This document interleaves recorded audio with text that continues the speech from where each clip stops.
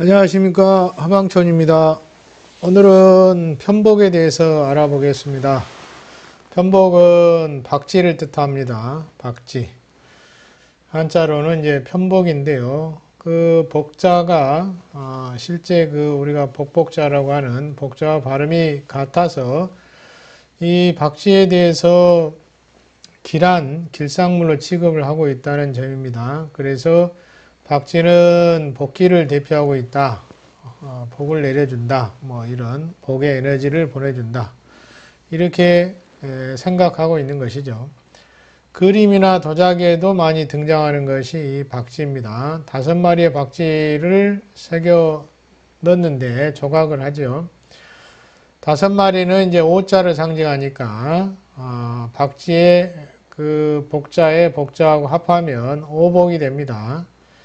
그래서 일반적으로 알려진 오복은 장수할 때 수, 그 다음에 부자할 때 부, 강령, 유호적 고정명인데 이 오복이 집안에 든다는 뜻으로 사용을 하는 것이죠. 그래서 이 5마리의 박쥐를 가지고 도자기에 새겨 넣는 것입니다. 또는 그림으로 그려서 이런 그림을 걸어두기도 합니다. 특히 이제 문구에 많이 설치하고 있는 것 중에 하나입니다.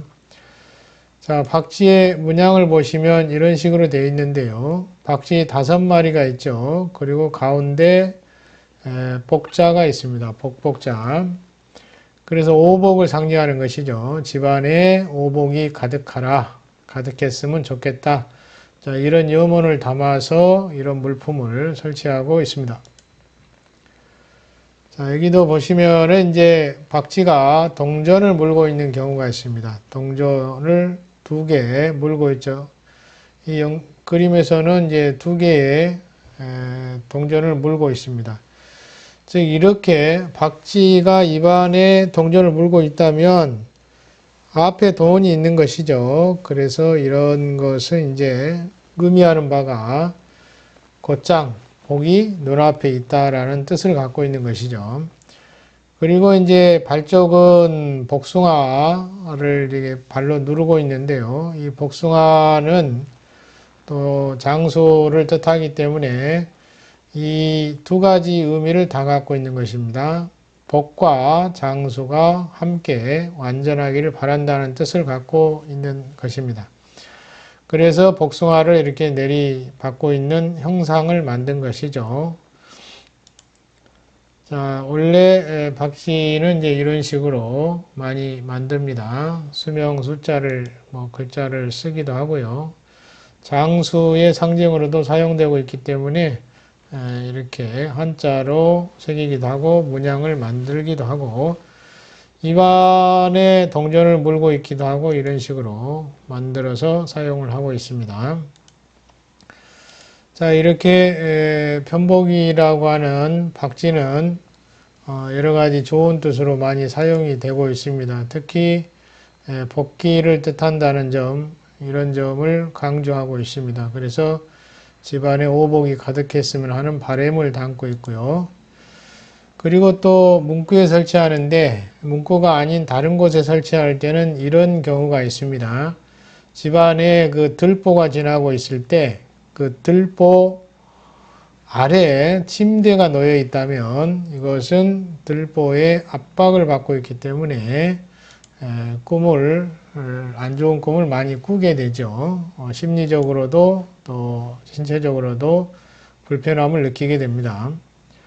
자, 이런 횡령이 침상을 압박하고 있거나 또는 이 들보가 이 책상 앉는 자리 위에 있다면 파재를 가져올 수도 있기 때문에 이런 걸 예방하기 위해서 박쥐 1마리씩을 그 들보의 양쪽 끝에 걸어두기도 합니다. 그래서 이렇게 화해작용을 할 수도 있는데요.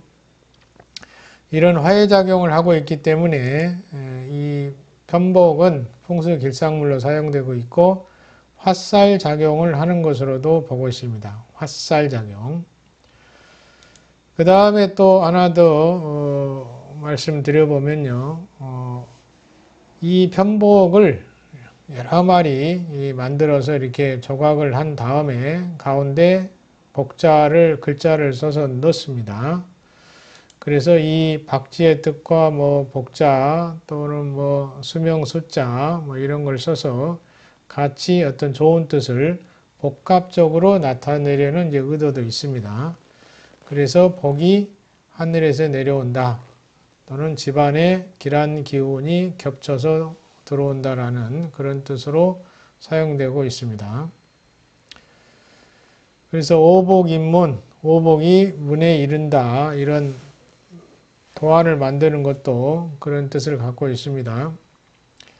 또는 그 수명 숫자를 둘러싸고 있거나 아까 보셨듯이 복자를 둘러싸고 있거나 또는 복숭아 나무 이런 것을 둘러싸고 있는 박쥐 이렇게 만든 물품들이 많이 있다는 것이죠. 그러면 하나하나 뜻이 이제 겹쳐지는 것입니다. 복과 수명과 또는 금전운, 뭐 재물운이 넘치게 해달라는 그 염원이 담겨 있는 것이죠.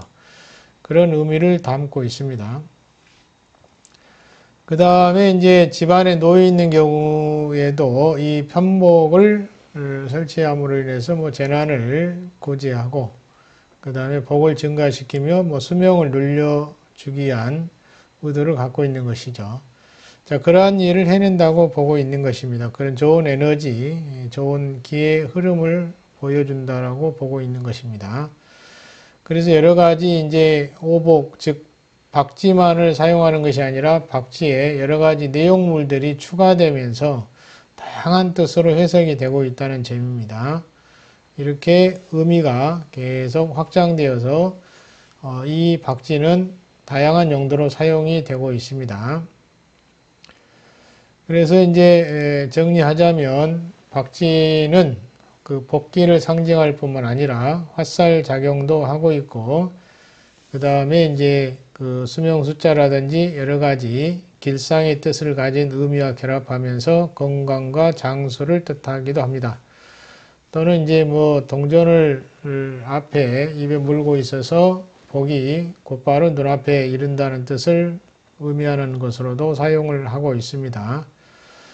이렇게 여러 가지가 겹쳐지게 됩니다. 그래서 다양한 의미 부여를 하고 있습니다. 가장 기본은 복을 가져다 준다는 것이죠. 자, 이렇게 오늘은 박쥐라는 이름을 쓰고 있는 박쥐의 이름인 편복이라는 뜻에 대해서 말씀을 드렸습니다. 자, 이러한 것이 그림이라든지 가구라든지 뭐 여러 곳에 새겨지면서 다양하게 사용이 되고 있습니다. 뭐 열쇠통에도 박쥐가 사용이 되고 있고요. 그래서 이제 이러한 그 좋은 뜻을 갖고 있기 때문에 그러한 것입니다. 원래 살아있는 박쥐는 집안에 서식하면 안 되겠죠. 음기가 강하기 때문에 집안에 서식하면 오히려 세균 증식 등을 통해서 집안에 오염물질을 배포할 수가 있어요. 그래서 건강상 좋지가 않습니다. 그래서 여기서 말하는 것은 이제 이런 도안이라든지 여러 가지 이제 그 용품을 통해서 이제 활용하는 것이며 실제 박쥐를 기른다는 뜻이 아닙니다. 자, 오늘은 여기까지 하고 마치도록 하겠습니다. 감사합니다.